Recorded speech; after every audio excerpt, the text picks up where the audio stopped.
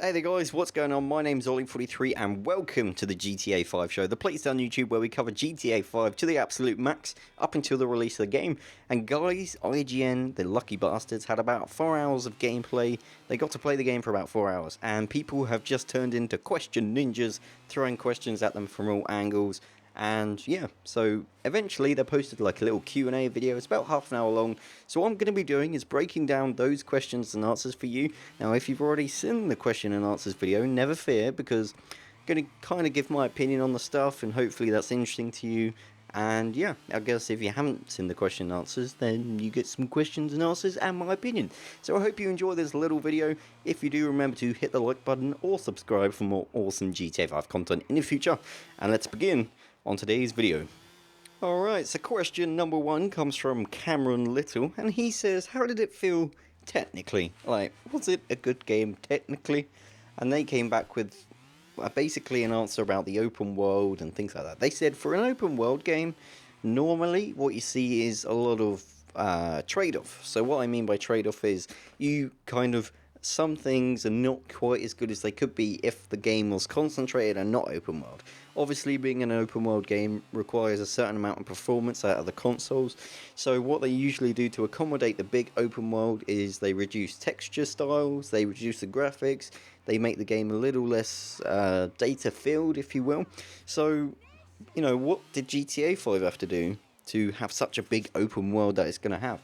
And they said, basically, you get the occasional pop-up. Now, this might be hugely disappointing to you, but in the scale that they were referencing this to, IGN that is, was very minuscule. So, it was very rare that you'd get like a pop-up, and it was very far in the distance. So, if you're not looking out for it, then you're not going to notice it. Like, it's going to be way in the distance that things starting popping up, and you're really not going to recognize it. And as a trade-off goes, that's a really good thing. So it was either going to be something similar to this, or there wouldn't be any detail in the world when you got to it. So instead of having lots of graffiti on the walls and trash on the floor and buildings to go into, things like that, you would just have emptiness. It would be the same wall over and over. It would be empty. There'll be no pedestrians. It'd be very low traffic, very boring textures, and that would, you know, there's a decision you have to make based on, you know, an open world. That is the difficulty of making an open world game. So technically it runs really well and you're not going to notice it, but there is an occasional pop-up in the very far background, so that is pretty interesting. So another question related to performance in GTA 5, Mason Taylor asks, does it run smoothly? Like, how's the frame rate? Does it feel jittery? Does it, you know, stutter? Does the game have to load up occasionally? And they basically said no. It runs really smoothly and on both consoles. Now, I know some of you are going to get your pants twisted about this. Or sorry, your underwear. I'm from England, so your pants is like your...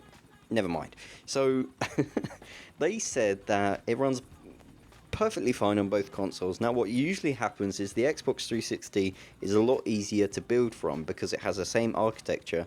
This is quite technical, as a PC. So, I'm not going to go into detail on what architecture that is because no one really cares and you don't really need to know, but the PS3 basically had its own architecture, and it basically meant that it's quite complicated to code for, it's quite complicated to build from the ground up. And what would happen is when you're building on both platforms, you build for the PC and Xbox, and then when it came to PS3 it was a little bit more complicated.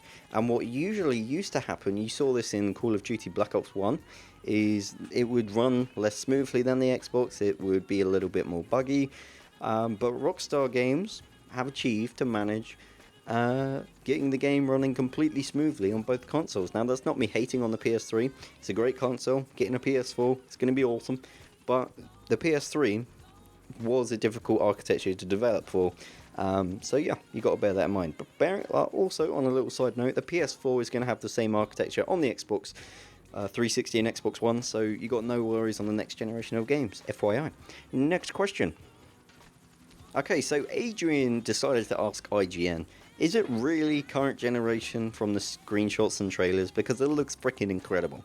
And they came back with, yeah, basically it is. And the reason is because Rockstar Games have built a lot of games for the current generation of consoles, all the way back from launch day on the Xbox with GTA 4.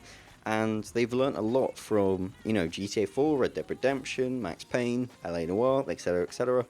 So they've had a lot of time to optimize their software and developing techniques to make a really great game, and this is an absolute send-off for the current generation of consoles. Can't tell you that how much this game is going to blow every other game developed for this generation of consoles out of the water. It's going to be incredible. So yes, it is current generation, and they look and feel amazing. It's going to be sweet. So Neil asked IGN, "Hey guys, do you want to go bowling?" And what he's referring to is the out of missions interruptions. Now, basically, everyone hated the amount of text messages, the calls you used to get on the phone in GTA 4, and it was a real pain. It was like all the time, "Hey, do you want to go bowling?" "No, I don't want to go bowling. I'm, you know, in a helicopter with my friends or doing something crazy." It's like, no, I don't want to do that. So what he's asking is it prevalent in GTA 5 like it was in GTA 4? And they came back with not nearly as much. They didn't get any of those notifications like you did in GTA 4. And they also said the phone is a lot more useful in this game. So an example they gave was there was a Find My Friends app, which is like an Apple thing if you're not aware of what that is. Basically, let's say your best friend Joe has an iPhone. You can basically use Find My Friends to see where he is, and it's basically a tool for stalking. That's what it is. And yeah, so what he managed to do is, what you can do in the game is, maybe you're looking for someone or it's a particular mission, you can load up Find My Friends and it becomes a sat nav almost, I'm assuming, and you can track people down and that sort of thing. So it's pretty cool. And I think there's a few other apps that have been announced, but I can't remember off the top of my head. But that is pretty cool that the phone is a little bit more useful and it's a little less annoying. So that's a win-win for Neil. So our good friend Rana, which is a pretty exotic name, hey there sir, asks how many hours of gameplay is there going to be inside of GTA 5? And the simple answer is nobody really knows at this point. We haven't played the game, we certainly haven't played it all the way through, and we don't know how much side content there is. But a really good indication is GTA 4, I think, not including DLC, had about 70 missions in it, I think. Or maybe that is including DLC, not entirely sure. That's what IGN said anyway, I'm quoting them. And so that's a really good spectrum in terms of, what you can roughly expect.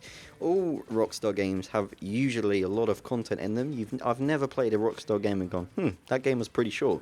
Usually their games are pretty generous in terms of content, but GTA 5 has so much to do outside of the campaign, like all the racing and activities, and I'm not going to read them all out to you. You know how much crazy shenanigans there is to do in GTA 5. It's all going to dilute the campaign, so you're going to get distracted all of the time, you're going to be exploring on your own, and then there's GTA Online with like 500 missions on release. There is going to be a hell of a lot to do in this game, and I expect you to be playing it for the next year and a half at least. Crazy amount of gameplay, so never fear, plenty of gameplay, and yeah, that's awesome.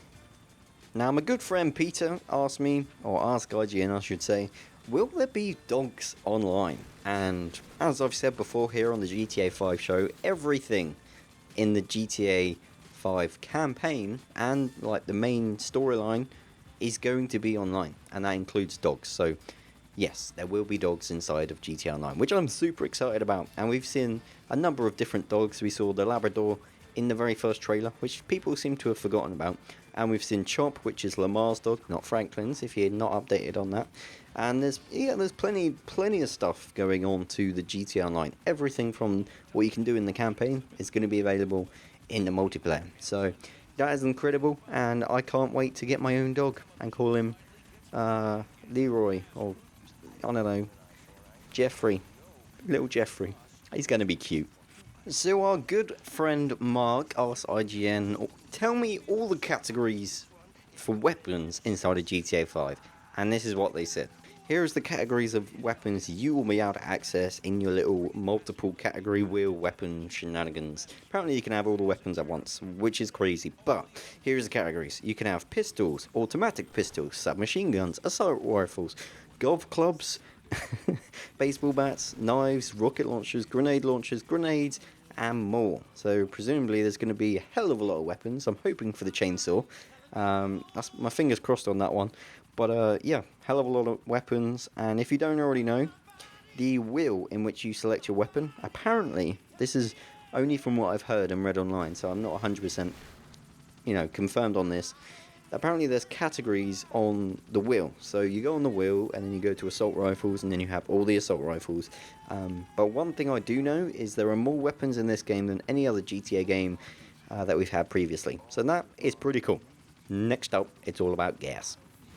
So, a big question about gas. This has been quite a speculated item, even here on the GTA 5 show. So Chris asks, is there gas? And by gas I mean petrol for my English friends. Is there petrol or gas for cars? Do you have to fill up your car on petrol and things? The answer is no. There is no gas, there's no petrol, which is, in my opinion, kind of a shame. Like, I'm a little bit kind of disappointed in this because I kind of wanted that extra little bit of realism. And I know it would be annoying to get like a sports car and continuously fill it up with petrol. But if I'm online, you can take that away. But for the campaign, I want that to be something I need to take into consideration when I'm selecting my vehicle for a getaway. Like, oh, I need the small little micro car because that will be really economical to get away from the police. Like, I want that to be an active choice of mine. But nevertheless, Rockstar Games have said gas is not an option and it's nothing to consider, which kind of begs the question, why do they have electric cars if they have no petrol in the normal ones? I don't know, but maybe we'll find out. So Millen asks IGN, is there custom soundtracks for GTA 5? And by this I presume he's saying you can access your private music on your console or an external hard drive or whatever else. And IGN came back with, we've asked them this question, Rockstar Games that is, and they haven't said yes or no. They've said no comment. But what we can say is there are over 200 licensed songs that you've probably heard of on your normal radio. And there's a lot of DJs and radio stations. There are so much audio content in this game, which is like staggering. Staggering how much music there is.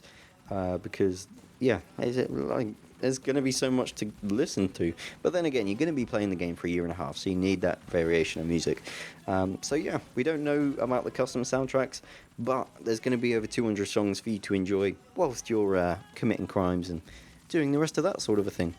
So Sam's question was pretty simple, and that was, can you turn off headlights? And is there a way to lift up a soft top roof and put it down again? And they said yes, and they even told us how to do it in-game, which if you want to find this out, then just mute your speakers for about like 5 seconds or so. But if you're interested, you press the right D-pad button, and apparently that turns the lights on and off and your roof. So I don't know what happens when you're in a convertible and you want to turn your lights on, but that's what they said, so pretty awesome. So the last question of the day says, Nico always felt a little bit weird to control, like he seemed flimsy and, just a bit almost drunk 100% of the time. Have the controls tightened up and do the different characters feel different depending on who you use? And IGN basically came back and said, yes, depending on who you're using. Like Michael's kind of an old guy, so you'll kind of feel that in the way he moves and walks and talks. And then Trevor is a lanky guy who you can probably feel that as well. And then Franklin is proper built, he's a muscly chap. You can feel his like weight and his movement and things like that. So yeah, you can tell, and yeah, it's tightened up a little, but it feels very similar to Red Dead Redemption is something they said. So that's cool. And that's all the questions today, guys. There were a few more questions, but I didn't think they were relevant and or they didn't answer them. So anything I've missed out today, you're not missing out on anyway, so don't worry about it. So I hope you guys enjoyed this video. If you did, I please ask that you hit the like button. It's always much appreciated, and it helps the channel get found by other budding GTA 5 fans. And yeah, if you're new around here and you want to join Team 43, go ahead and click the subscribe button. I'm Ollie43, this is the GTA 5 show, and I'll see you tomorrow for another daily dose of epic GTA 5 content. See you later, guys. Take care.